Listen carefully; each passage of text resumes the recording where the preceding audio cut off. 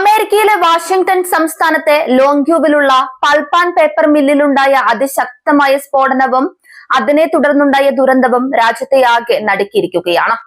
Nippon ഡൈനാവേവ് packaging ഫാക്ടറിയിലാണ് വ്യവസായ മേഖലയാകെ പിടിച്ചുകുലുക്കിയ ഈ വൻ ദുരന്തം അരങ്ങേറിയത്.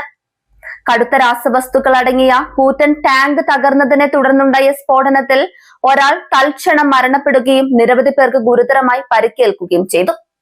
ഫാക്ടറിക്ക് അകത്തു നിന്നും വൻതോതിൽ ഉയർന്ന പുകയും രാസവസ്തുക്കളുടെ തീക്ഷ്ണതയും പ്രദേശത്താകെ വലിയ പരിഭ്രാന്തി പരത്തി. മില്ലിന്റെ പ്രവർത്തനങ്ങൾ സാധാരണ നിലയിൽ മുന്നോട്ടു പോകുന്നതിനിടയിലാണ് തികച്ചും അപ്രതീക്ഷിതമായി ഈ വൻ ദുരന്തം സംഭവിച്ചത്. ഫാക്ടറി വളപ്പിൽ സ്ഥാപിച്ചിരുന്ന ഏകദേശം 10 ലക്ഷത്തോളം ഗാലൻ ശേഷിയുള്ള കൂറ്റൻ കെമിക്കൽ ടാങ്കാണ് കനത്ത ശബ്ദത്തോടെ പൊട്ടിത്തെറിച്ചത്. പേപ്പർ നിർമ്മാണ പ്രക്രിയയിൽ ഒഴിച്ചുകൂടാനാകാത്തതും അതീവ അപകടകാരിയുമായ വൈറ്റ് ലിക്വർ എന്ന രാസലായനിയാണ് ഈ ടാങ്കിൽ സൂക്ഷിച്ചിരുന്നത്. ടാങ്ക് പെട്ടെന്ന് തകരാനുണ്ടായ കാരണം വ്യക്തമല്ലെങ്കിലും സ്ഫോടനത്തിന്റെ ആഘാതത്തിൽ ചുറ്റുമുള്ള കെട്ടിടങ്ങൾക്കും മറ്റ് സജ്ജീകരണങ്ങൾക്കും വലിയ തോതിൽ നാശനഷ്ടങ്ങൾ സംഭവിച്ചിട്ടുണ്ട്. സ്ഫോടനം നടന്ന ഉടൻ തന്നെ ഫാക്ടറി പരിസരമാകെ കറുത്ത പുകപടലങ്ങളാൽ മൂടപ്പെടുകയും തൊഴിലാളികൾ പരിഭ്രാന്തരായി ചിതറിയോടുകയും ചെയ്തു. കെമിക്കൽ ടാങ്ക് തകർന്നതോടെ അതിലുണ്ടായിരുന്ന മാരകമായ അസിഡിക് സ്വഭാവമുള്ള ദ്രാവകം ചുറ്റുമുള്ള പ്രദേശങ്ങളിലേക്ക് അതിവേഗം ഒഴുകി പറന്നു. ഈ രാസവസ്തുക്കളുമായി സമ്പർക്കത്തിൽ വന്നതും വിഷപ്പുക ശ്വസിച്ചതുമാണ് വലിയ തോതിലുള്ള നാശനഷ്ടങ്ങൾക്ക് കാരണമായത്. ഈ വ്യാവസായിക ദുരന്തത്തിന്റെ വ്യാപ്തി കണക്കിലെടുത്ത് സംഭവ സ്ഥലത്ത് ഉടൻ തന്നെ അതീവ ജാഗ്രതാ നിർദ്ദേശം പുറപ്പെടുവിപ്പിക്കുകയുണ്ടായി. വിവരമറിഞ്ഞ് തൊട്ടടുത്ത നിമിഷങ്ങളിൽ തന്നെ അഗ്നിശമന സേനാംഗങ്ങളും മെഡിക്കൽ സംഘവും അടങ്ങുന്ന വലിയൊരു അടിയന്തര രക്ഷാപ്രവർത്തക സംഘം സംഭവ സ്ഥലത്തേക്ക് കുതിച്ചെത്തി. പുകയും രാസവസ്തുക്കളുടെ സാന്നിധ്യവും കാരണം ഫാക്ടറിക്കുള്ളിലേക്ക് പ്രവേശിക്കുന്നത് രക്ഷാപ്രവർത്തകർക്ക് കടുത്ത വെല്ലുവിളിയാണ് ഉയർത്തിയത്. പ്രത്യേകതരം പ്രതിരോധ വസ്ത്രങ്ങളും ശ്വസന സഹായികളും ധരിച്ചാണ് അഗ്നിശമന സേനാംഗങ്ങൾ ഉള്ളിലേക്ക് കടന്നത്. അപകടത്തിൽപ്പെട്ട തൊഴിലാളികളെ എത്രയും വേഗം പുറത്തെത്തിക്കാനുള്ള തീവ്ര ശ്രമമാണ് പിന്നീട് അവിടെ നടന്നത്. ദുരന്തത്തിൽ പരിക്കേറ്റ നിരവധി പേരെ ഉടൻ തന്നെ സമീപത്തെ വിവിധ ആശുപത്രികളിലേക്ക് മാറ്റി. പലരുടെയും പരുക്ക് അതീവ ഗുരുതരമാണെന്നാണ് മെഡിക്കൽ വൃത്തങ്ങളിൽ നിന്നും ലഭിക്കുന്ന പ്രാഥമിക വിവരങ്ങൾ.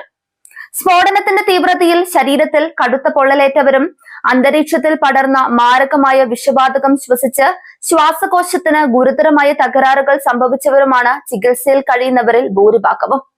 പരിക്കേറ്റവർക്ക് അടിയന്തരവും വിദഗ്ധവുമായ ചികിത്സ ഉറപ്പാക്കാൻ പ്രത്യേക മെഡിക്കൽ സംഘത്തെ നിയോഗിച്ചിട്ടുണ്ട്. പേപ്പർ പൾപ്പ് നിർമ്മാണത്തിൽ തടിയെ വേർതിരിക്കാൻ ഉപയോഗിക്കുന്ന സോഡിയം ഹൈഡ്രോക്സൈഡും സോഡിയം സൾഫൈഡും അടങ്ങിയ തീവ്രമായ ഒരു രാസമിശ്രിതമാണ് വൈറ്റ് ലിക്വർ. ഇത് ചർമ്മത്തിലും കണ്ണുകളിലും വീണാൽ കടുത്ത പൊള്ളലുണ്ടാക്കാനും അന്തരീക്ഷത്തിൽ കലർന്നാൽ മാരകമായ ശ്വാസകോശ രോഗങ്ങൾക്ക് കാരണമാകാനും ശേഷിയുള്ളതാണ്. അത്തരമൊരു ദ്രാവകം ലക്ഷക്കണക്കിന് ഗ്യാലൻ ഒരുമിച്ച് പുറത്തേക്ക് ഒഴുകിയത് ദുരന്തത്തിന്റെ വ്യാപ്തി വർദ്ധിപ്പിച്ചു. പരിസര പ്രദേശങ്ങളിലെ വായുവിന്റെ ഗുണനിലവാരം തകരാറിലാകുമോ എന്ന ആശങ്കയും ഉയർന്നിട്ടുണ്ട്. ദുരന്തം നടന്ന നിപ്പോൺ ഡൈനാവേവ് പാക്കേജിംഗ് പ്ലാന്റിൽ കനത്ത സുരക്ഷാ സംവിധാനങ്ങളാണ് സാധാരണയായി ഏർപ്പെടുത്താറുള്ളത്. എന്നിട്ടും ഇത്രയും വലിയൊരു പാകപ്പിഴ എങ്ങനെ സംഭവിച്ചു എന്നതിനെ കുറിച്ച് അധികൃതർ വിശദമായ അന്വേഷണം ആരംഭിച്ചിട്ടുണ്ട്.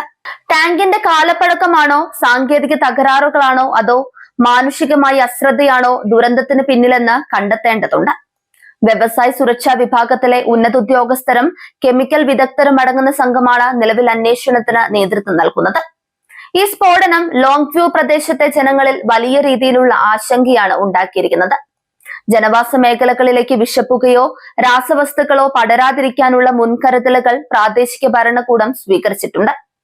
ഫാക്ടറിക്ക് ചുറ്റുമുള്ള പ്രദേശങ്ങളിലെ വായുവും ജലസ്രോതസ്സുകളും നിരന്തരമായി പരിശോധനയ്ക്ക് വിധേയമാക്കിക്കൊണ്ടിരിക്കുകയാണ്. നിലവിൽ പ്ലാന്റിന് പുറത്തേക്ക് അപകടകരമായ രീതിയിൽ വിഷാംശം പടർന്നിട്ടില്ലെന്നാണ് പരിസ്ഥിതി മന്ത്രാലയത്തിന്റെ വിലയിരുത്തൽ. അമേരിക്കയിലെ വ്യവസായ മേഖലകളിൽ തൊഴിലാളികളുടെ സുരക്ഷ സംബന്ധിച്ച് നിലനിൽക്കുന്ന ചട്ടങ്ങളുടെ ലംഘനമാണോ ഇവിടെ നടന്നതെന്ന ചോദ്യവും ഉയരുന്നുണ്ട്. ഇത്തരം വൻകിട രാസസംഭരണികൾ കൃത്യമായ ഇടവേളകളിൽ സുരക്ഷാ ഓഡിറ്റിംഗിന് വിധേയമാക്കേണ്ടതുണ്ട്.